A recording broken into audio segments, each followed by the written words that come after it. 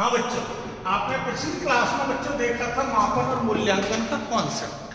उस कॉन्सेप्ट में आपने जाना था कि मापन और मूल्यांकन एक प्रक्रिया है। इस प्रक्रिया में के द्वारा हम ये पता लगाते हैं कि बालक ने क्या सीखा और कितना सीखा, और ये सब वो किससे सीखता है? अपनी योग्यताओं से सीखता है, अपनी क्षमताओं से सीखता है, अपनी रुचि से सीखता है। अब बच्चों हम इसको आगे जानने के लिए क्यों ये जरूरी है, तो देखो इसके पीछे क्यों हम इनको एक साथ लिखते हैं, तो उसके लिए आपको दोनों को जानना होगा। कैसे जानोगे बच्चों? तो उसके लिए हम पहले इस मापन के बारे में हम बात करते हैं। तो मापन का जब हम अर्थ की बात करते हैं बच्चों, तो मापन का अर्थ होता है, बहुत सारे अर्थ होते हैं, ये हम एक अलग टॉपिक में पढ़ेंगे, लेकिन सामान्य इसका अर्थ होता है अंक देना। बाकी मापन का अर्थ अब आगे हम पढ़ेंगे, मापना, जांचना, देखना, पहचानना, बहुत सारे अर्थ हैं, लेकिन यहाँ हमें इन कॉन्सेप्ट को जानने के लिए आपको एक अर्थ ध्यान में रखना है कि मापन का अर्थ होता है अंक देना। यदि हम मूल्यांकन की बात करें बच्चों, तो मूल्यांकन का अर्थ होता है निर्णय देना। निर्णय अंक जैसे हम न्यूमेरिकल वैल्यू कहते हैं,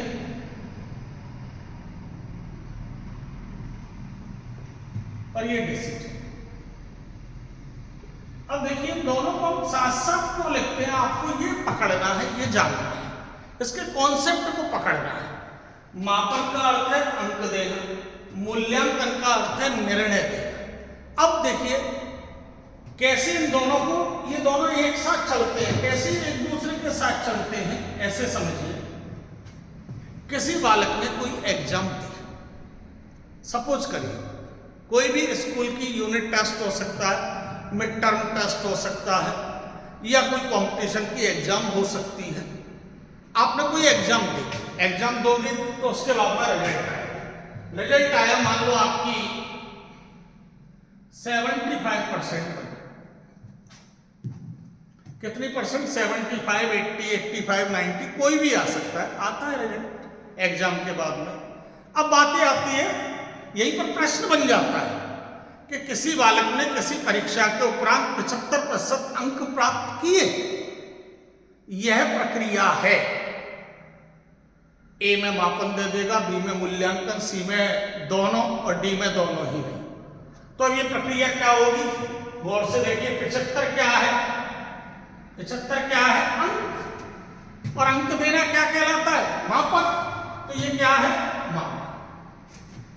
अब बात आती है 75 अंक है, मापन है, अर्थात जो कॉपी जांचने के बाद में नंबर दिए जाते हैं, वो नंबर देना क्या है? अंकन।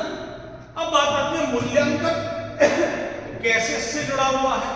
तो आप देखते हैं बच्चों 75% आपकी बन गई, लेकिन चाहे वो कंपटीशन की एग्जाम हो, स्कूल की एग्जाम हो, क्लास टेस्ट हो, ये मूल्यांकन निर्णय देगा। क्या देगा? डिसीजन। और निर्णय क्या होता है? निर्णय दो ही होते हैं,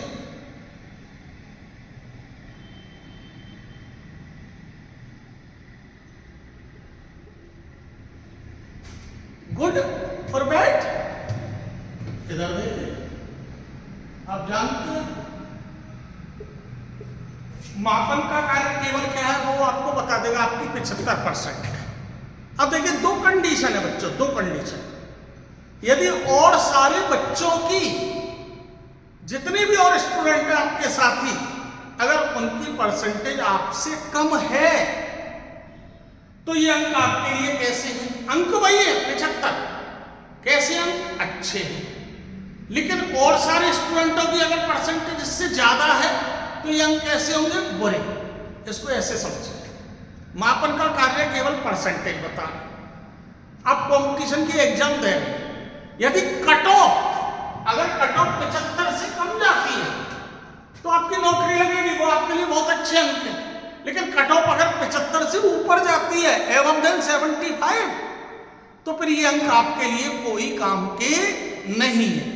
इसलिए इसको ऐसे समझिए बच्चों कि मापन का कार्य अंक देना, अंक कौन देगा? मापन। लेकिन ये अंक अच्छे हैं या बुरे हैं ये कौन बताएगा? मूल्यांकन। अब मूल्यांकन कब होगा? अच्छा बुरा हम कब बताएंगे? जब हमारे पास अंक हो। और अंक कहां से आएंगे? मापन से। लेकिन मापन ने अंक तो दे दिए, मैं आपके सामने खड़ा हुआ हूं, मैं आपको पढ़ा रहा हूं, लेकिन आपको ये पता तो होना चाहिए मैं अच्छा पढ़ा रहा हूं या बुरा पढ़ा रहा हूं। अगर अच्छा पढ़ा रहा हूं तो आप इस वीडियो को कई बार देखोगे, और बुरा पढ़ा रहा हूं तो पूरा नहीं देखोगे। इसलिए दोनों को हम एक साथ लिखते हैं, क्योंकि मापन अंक देगा, लेकिन ये अंक अच्छे हैं या बुरे हैं ये कौन बताएगा? मूल्यांकन। यानी अकेले अंकों का कोई अस्तित्व नहीं है, और अच्छे बुरे बताने के लिए हमें अंक चाहिए। इसलिए मापन और मूल्यांकन एक दूसरे के पूरक होते हैं, एक दूसरे के साथ होते हैं, तभी बच्चों ये उपयोगी होते हैं। इसलिए ध्यान में रखिए कि हमेशा मापन और मूल्यांकन को दोनों को एक साथ लिखा जाता है। इसी को हम मापन मूल्यांकन का कहते हैं कॉन्सेप्ट। ठीक है बच्चों, अब हम अलग अलग से आगे की क्लासों में इनका अर्थ देखेंगे, उसको हम समझेंगे। तब तक जय हिंद, जय भारत।